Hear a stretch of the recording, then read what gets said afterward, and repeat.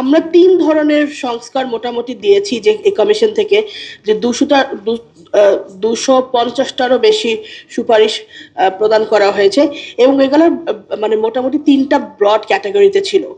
একটা প্রথম ক্যাটাগরিটা হচ্ছে যে সমস্ত সংস্কারগুলোতে সংবিধান বদলানো লাগবে, সংবিধানের সংস্কার দরকার, এবং সেগুলো বেশিরভাগগুলো ঐক্য কমিশনের মধ্যে ডিসকাস হয়েছে এবং ওখানে উঠে এসছে, এবং সেগুলো মোটামুটি জুলাই সনদে প্রতিফলিত হয়েছে।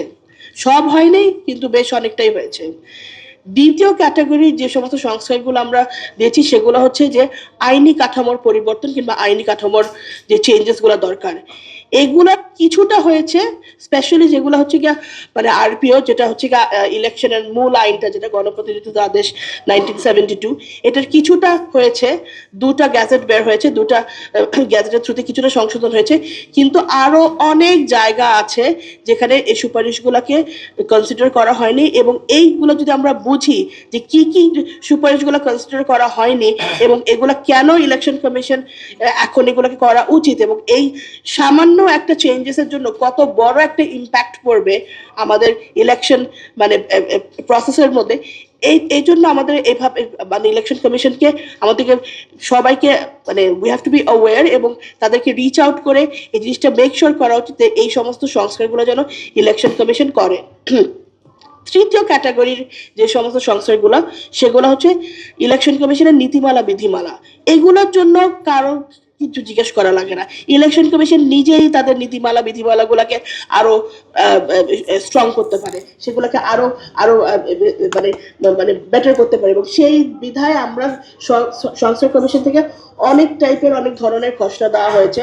তাদেরকে কোনো কাজই করতে হবে না, তারা বেসিক্যালি খসড়াগুলো যদি তারা পর্যালোচনা করেন এবং সেগুলোকে তারা যদি সেটার ভিত্তিতে তারা যদি নীতিমালা বিধিমালাগুলোকে যদি তারা আরেকটু মানে বেটার করেন, তো সেগুলো খুবই ইজি প্রসেস। তো এই পরিপ্রেক্ষিতে এরকম বিভিন্ন, তো আমরা যদি এইভাবে জিনিসগুলোকে বুঝি যে কোনগুলা হচ্ছে আইনি কাঠামোর পরিবর্তন, কোনগুলা নীতিমালা বিধিমালার পরিবর্তন, আর এবং এগুলো কোনগুলা নির্বাচন কমিশন খুব সহজেই এগুলোকে গ্রহণ করতে পারে, তাহলে আমরা তাদের সাথে ডায়ালগ এবং কথা বার্তাতে এঙ্গেজ হতে পারবো। তো এইটা আমি একটু বলে রাখতে চাই। তারপর আমি আরেকটা জিনিস একটু বলবো যে কতগুলো মোটা দাগে 3টা ব্যাপার আছে, যেটা হচ্ছে কারণ আমরা এরকম সংস্কারের অপরচুনিটি এখন যেরকম পেয়েছি, যে মোমেন্টামটা আছে, এটা সব সময় থাকবে না।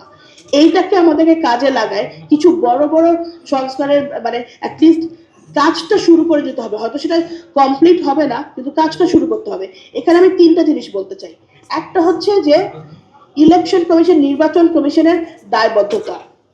এখন অনেকেই দায়বদ্ধতা আর স্বাধীনতাকে মিক্স করে ফেলে। হ্যাঁ, সংবিধানে আছে যে নির্বাচন কমিশন হচ্ছে গিয়ে স্বাধীন, কিন্তু সে স্বাধীন কিসের থেকে? সে স্বাধীন হচ্ছে যে প্রশাসনের মেডলিং থেকে, কিংবা যেটাকে বলে আমরা বলি এক্সিকিউটিভ অর্গানের মেডলিং থেকে সে হচ্ছে গিয়ে স্বাধীন, কিন্তু সে তো রাষ্ট্রের একটা প্রতিষ্ঠান, সে তো রাষ্ট্র থেকে স্বাধীন না। কিন্তু আমাদের ইলেকশন কমিশনের কাঠামো যদি আপনি দেখেন, ইলেকশন কমিশন কারোর কাছে দায়বদ্ধতা নয়। রাষ্ট্রের প্রত্যেকটা প্রতিষ্ঠান কোনো না কোনো জায়গায় তাদের দায়বদ্ধতা আছে, সেটা প্রত্যেকটা প্রতিষ্ঠানেরই একটা রিপোর্টিং অ্যাকাউন্টেবিলিটি আছে, কিন্তু ইলেকশন কমিশনের কোনো অ্যাকাউন্টেবিলিটি নেই। তাদের যদি ইলেকশন কমিশনে যখন তারা কমিশন কিংবা কমিশনে যদি কোনো ভুল হয়, কিংবা তারা যখন এই সমস্ত জিনিস মানে ঠিকভাবে না করে, তখন সেটার দায়বদ্ধতা তাদেরকে অ্যাকাউন্টেবল হোল্ড করার জন্য কোনো মেকানিজম নাই। এটা একটা আমাদের বড় গ্যাপ, আমাদের এন্টায়ার প্রসেস একটা বড় গ্যাপ। এখন আপনারা প্রশ্ন করতে পারেন তাহলে অন্য দেশে কিভাবে হয়?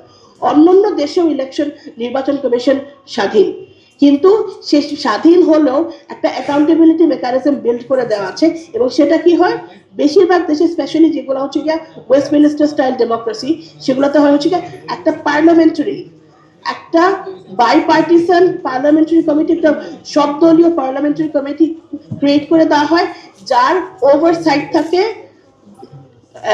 ইলেকশন নির্বাচন কমিশনের উপর। তার মানে নির্বাচন commission at the end of the day একটা পার্লামেন্টারি কমিটির কাছে অ্যাকাউন্টেবল, অ্যাটলিস্ট তার একটা সার্টেন অ্যাকাউন্টেবিলিটি মেকানিজমটা আছে। তো এইটা আমাদের ইলেকশন কমিশন কিংবা এই জিনিসটা তারা মানতে চাচ্ছে না। সুতরাং আমাদের কথা হচ্ছে যে আমাদের এই অ্যাকাউন্টেবিলিটি মেকানিজমটা সেট আপ ডেফিনেটলি করতে হবে, এটা একটা ইম্পর্টেন্ট ব্যাপার। দ্বিতীয় কথা হচ্ছে গিয়া ডক্টর বদিউল বললেন যে এই ন্যাশনাল ডেটা কমিশনের কথা, কারণ এখন আপাতত আমাদের ন্যাশনাল আইডি কার্ড, যেটাকে আমরা ভোটার আইডি কার্ড বলি বা ন্যাশনাল আইডি কার্ড বলি, এটা ইলেকশন কমিশনের আওতায় আছে। কেন? কারণ আমরা এটাকে ইউজ করছি ভোটার আইডি কার্ড হিসাবে, কিন্তু টেকনিক্যালি তো এটা ভোটার আইডি কার্ডের চেয়ে বেশি, এটা আমাদের জাতীয় পরিচয়পত্র, যেটাকে বলে ন্যাশনাল সিভিল রেজিস্ট্রি। পৃথিবীর প্রত্যেকটা দেশের ন্যাশনাল সিভিল রেজিস্ট্রির একটা আলাদা সংস্থা, একটা আলাদা বডি, ইন্ডিপেন্ডেন্ট বডি সেটাকে মেনটেন করে, বিকজ এটা তথ্যের ব্যাপার আছে এবং মানে তথ্যের গোপনীয়তা, প্রোটেকশন অফ ডেটার একটা ব্যাপার আছে। এখন ন্যাশনাল সিভিল রেজিস্ট্রির পরিচয়পত্র থেকে, সেটার থেকে ভোটার রোলটা বের হয়ে আসে।